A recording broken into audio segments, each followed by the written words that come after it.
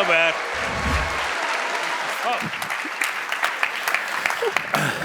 I have a swollen ankle and a slow land speed, so I was worried that if I waited too long, it would take a bit of time. So, everyone knows autonomous vehicles are coming. They are. It's a question of when and how versus if. It's obviously going to be a huge transformation to a landscape of everything from how space is reconceptualized to kind of work and impact of that to urban planning and the whole thing. Yes. So, and I know the answer to this obviously because I invested and joined the board, but I'm going to ask you the question so that the audience can learn this.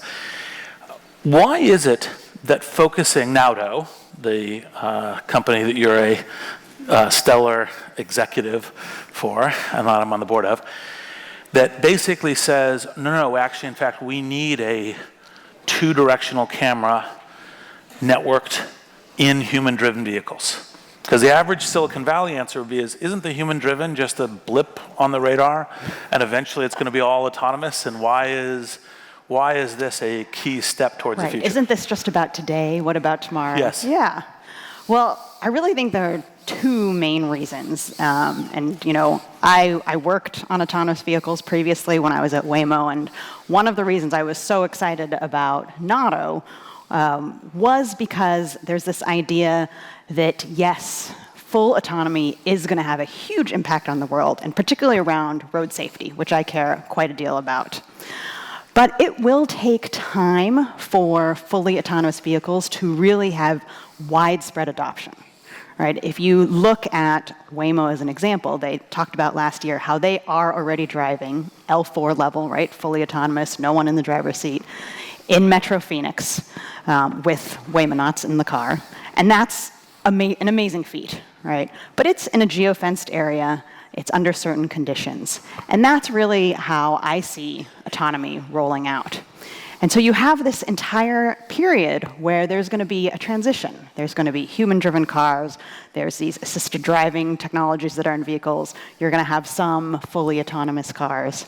And why do we have to wait for this future where maybe every car is autonomous to have the benefits of road safety?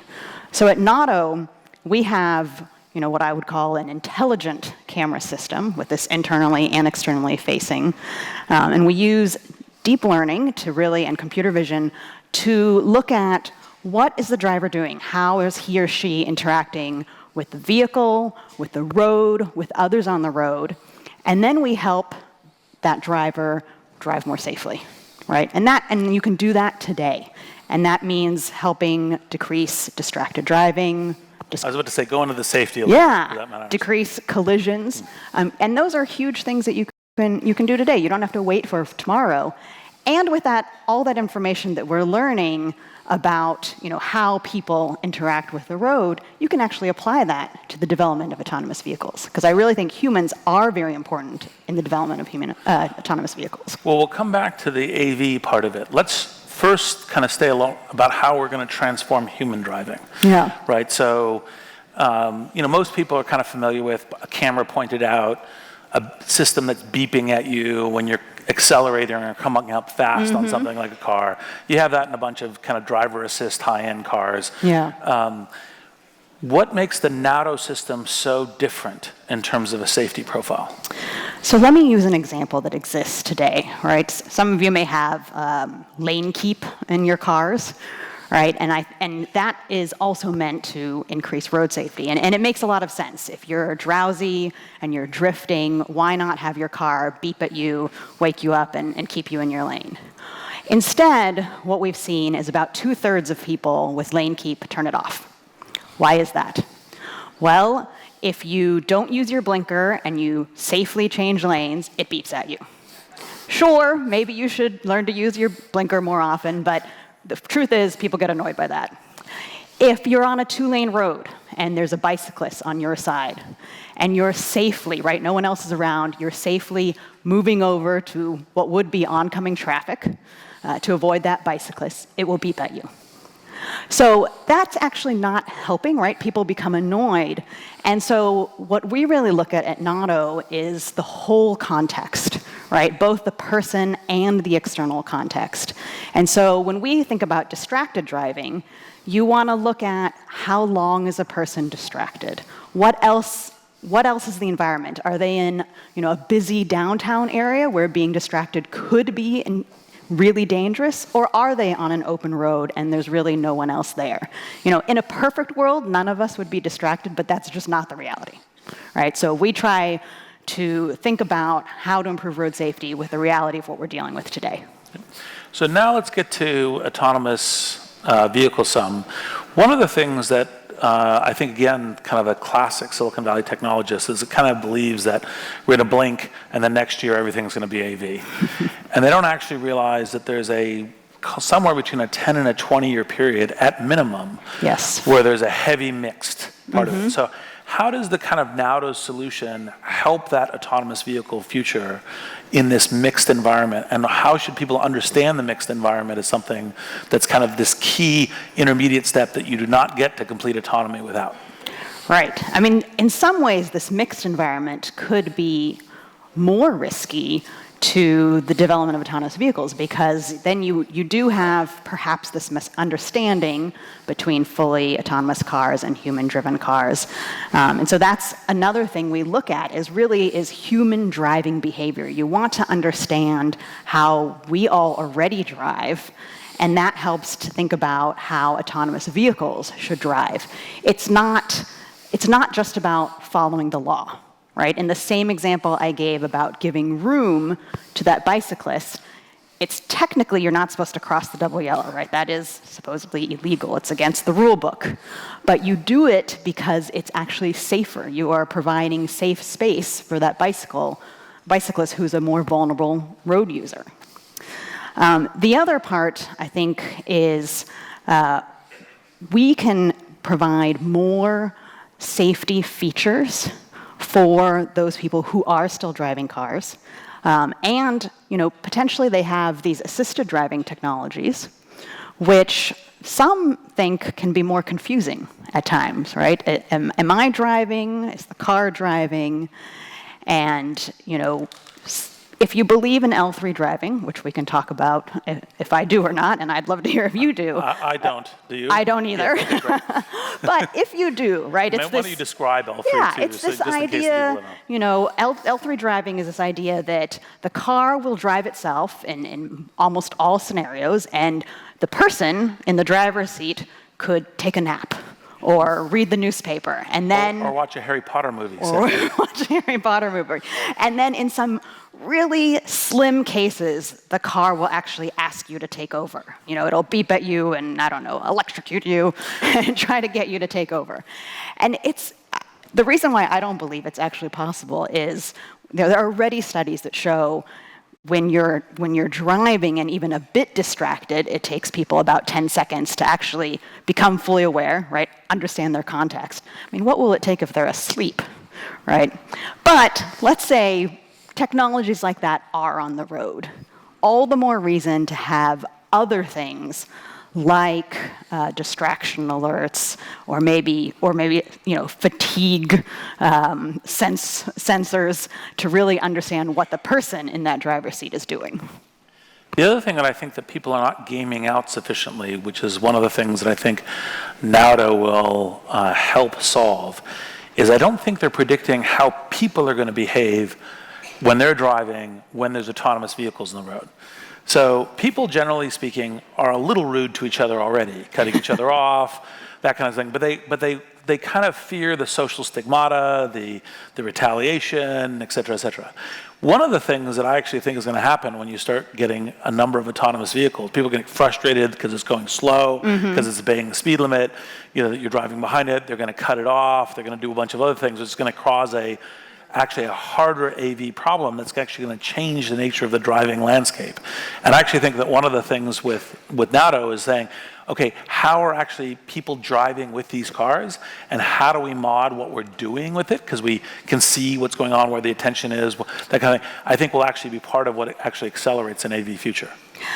I absolutely think that's true, and we see it already with autonomous vehicles on the road today. And it makes sense that they're starting out conservatively. I can totally understand why, but you are seeing people who are driving get frustrated with the fact that they're following the rules to the letter of the law, right? Yes. They don't do the California roll through a stop sign. And so there's a lot to learn from people. I mean, one of the interesting things when I was at Waymo is we did try to interact with the community and get some feedback. And you learned, for example, one of the things we learned was at a red light when the car is turning right. Most of us, actually, when we're driving, we're inching forward if we're that first car at a red light. And that's because we're looking for that cross traffic, right? That space, and we're judging speed and all of those things. Well, originally, autonomous cars, they didn't do that inching because they didn't have to. They had a great view, and so they just went when they could see that it was safe. But the people behind the autonomous vehicle didn't know. Was the autonomous vehicle broken? Did the system break down? Am I going to have to go around once the light turns green?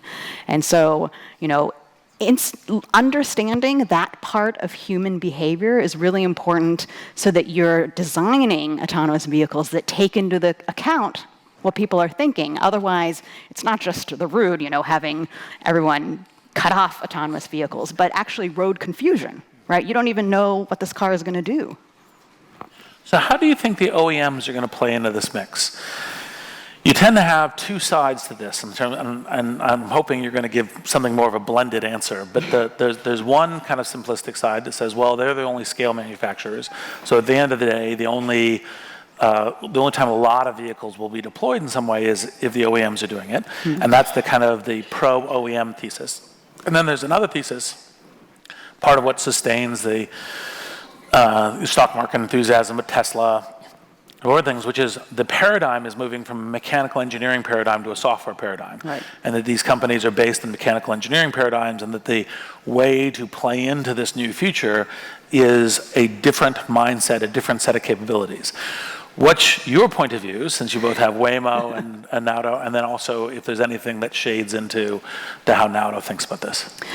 Yeah, I think even when I was at Waymo, I really believed in partnership with OEMs, because making a car isn't easy. Oh, OEMs are like, okay, original equipment manufacturers, yes. Ford, Lexus, et cetera. Sorry, this is auto geek speak. So it's not easy to make a car. Yeah. And these companies have years, right? Hundreds of years of experience. And so I wouldn't discount that, right? I think it would be too much hubris to just ignore them completely. And one of the things I do love about Nauto is that we have auto manufacturers who are strategic investors, and we already partner with them in helping their autonomous vehicle technology with all of the knowledge we have about human driving and what actually happens on the road across the U.S.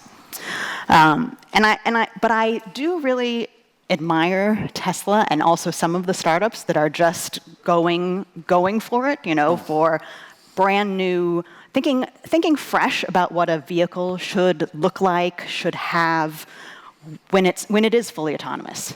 So I think we will see a blend. I do think there are some auto manufacturers that will come through this through partnership. I don't think it will be on their own.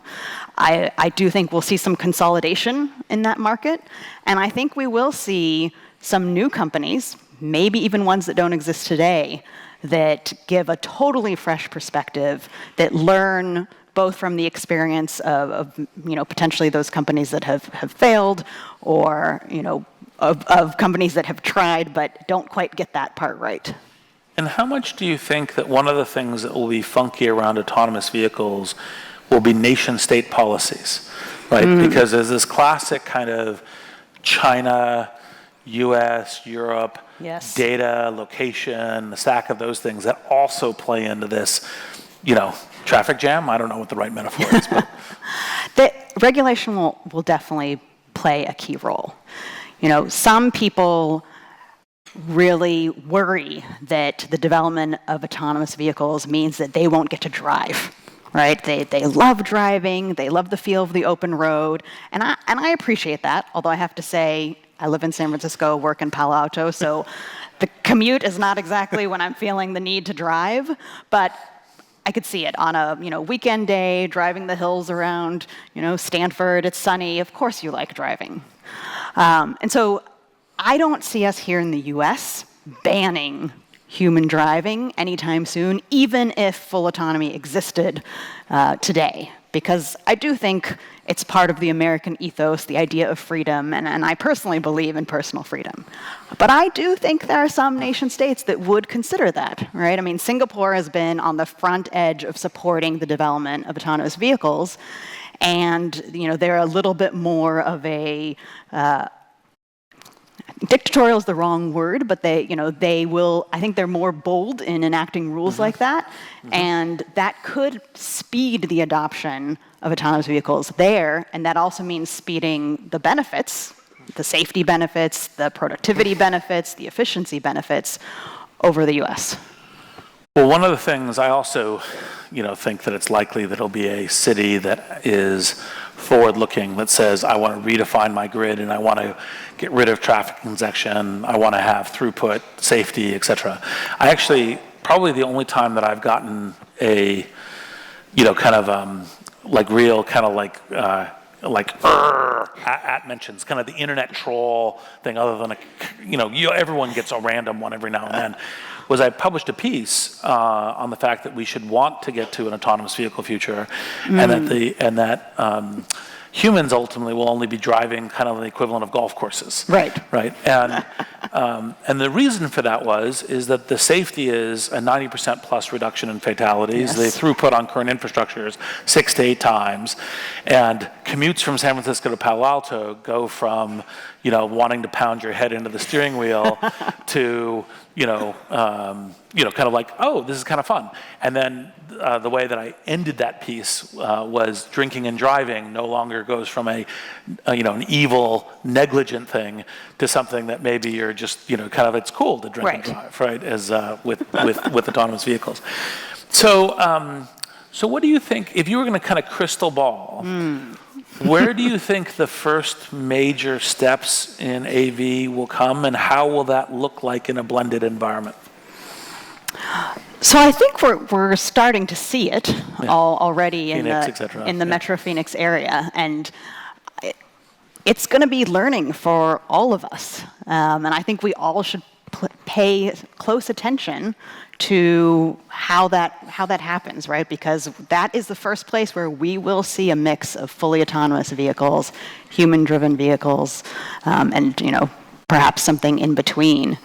And I really hope that we focus on the human aspects of it, right? That it's not just about, yes, we've achieved this, as human beings, we've achieved this great achievement, and it will be a great achievement, but that we take it as a time to learn how people are interacting with these vehicles. I mean, I think, when I would talk to community members, it's hard for them to imagine until they first see it, a car driving down the road with nobody in it, right? Which that might happen, and will that cause a disruption? If you're driving next to it and you look over and there's no one in the driver's seat, it's hard to imagine that it wouldn't cause a disruption. So we have to learn from that and not just learn about the autonomous driving part.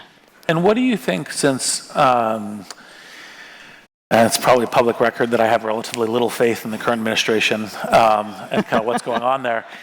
What do you think an AV forward set of, like a thoughtful set of regulation would be? Like what would be the way that as kind of advice to us, kind of not just as entrepreneurs, but kind of like regulators to say, this is the approach you should take to try to get this future?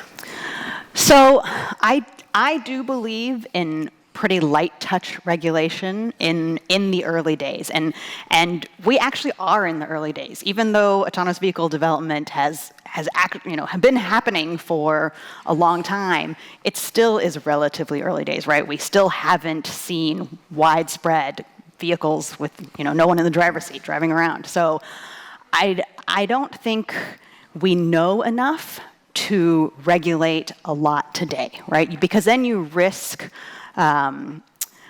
you just risk regulating something that the technology changes so quickly and then it's not relevant. And I think the California AV regulation is an example, unfortunately, is the early regulation didn't take into account the idea that maybe if you don't have someone in the driver's seat that needs to do anything, then you won't need a steering wheel, you won't need a brake pedal, an accelerator pedal. And sure, that day might not be today, but that could be in the future. And so the early version of their regulations didn't account for that, and why should they have thought of that? But it sort of took things back in California, right? A lot of companies started looking elsewhere to really push their technology forward. Yeah, well, the number of entrepreneurs in the AV space, which Nauto has not done, but a number of them said, do you have connections in Singapore? Do you have connections in Dubai? Do you have connections in... And these that makes me worried for the US entrepreneur, because one of the things that I worry about is that I think regulators need to really cross-check how they think about this is, do not enshrine the past at the cost of the future. Right. Right? Like that's the typical reflex within the regulation side. Yes. And you're like, that is actually, in fact, a terrible outcome. And because they just say, well, we avoid any risk, it's like, well, it's not all about risk avoidance. It's also upside. So last question for because I think we're kind of at the close to the end of time. What advice would you give to entrepreneurs who are thinking about the autonomous vehicle space? Because the other thing that's true about the fact that everyone can see this future is coming, yes, and we're either kind of crawling down at 25 miles per hour, which is the really safe set of vehicles, or we're barreling down, as the case may be. There's just a ton of AV companies. Like I've met AV companies that are like, well, we have a LiDAR thing, and because we got a unique LiDAR thing, we're going to develop AV. There's all that. So how would you give? Because this is an entrepreneur's environment. What perspective would you give to entrepreneurs on how to think about the AV space? Well, one, I actually never thought that I would be in the transportation space, and it's a wonderful time to be in this space. It's so exciting. I mean, it's the work in it is very impactful. So in general, I would encourage entrepreneurs to enter this space. It's true that there are a lot of startups in the space. I do think the amount of investment in total that we're making here is only a drop in the bucket, because we're going to need to invest a lot to really move this technology forward. I think the investment, though, is spread a little bit thin, particularly because the number of roboticists, computer vision experts, there's not that many yet. And we need to invest in the education so that we have more and more engineers and experts in this space. But when you've got that talent spread really thin, it just at some point becomes hard to make the big innovation leaps. I would also encourage entrepreneurs to think a little bit more broadly about where in autonomy they want to play. Like I said, it's one of the things that really attracted me to Nauto was that, yes, we believe in the autonomous future, but we can get there by having an impact today. And that really attracted me, and I would like to see more entrepreneurs think about not just the end game, but creative ways to get to the end game. Yeah. And actually, to amplify on your comment as the last point, make sure you have a view of differentiation. Yes. Part of the autonomous vehicle space is there's lots of people going after it. It's complicated because of regulation, OEMs, scale of manufacturing, availability of data, and a set of other things. Have a strategy across all of that, and then make sure that you have a differentiation. Because if you do not have a differentiation, given that there's probably, like my guess is in the world, there's probably at least 200 AV startups, right? Just because, and that's a swag, but yes, there's at least that. So you have to have that theory of how we're different, and I think that's important. So with that, thank you. Thank you. Thank you.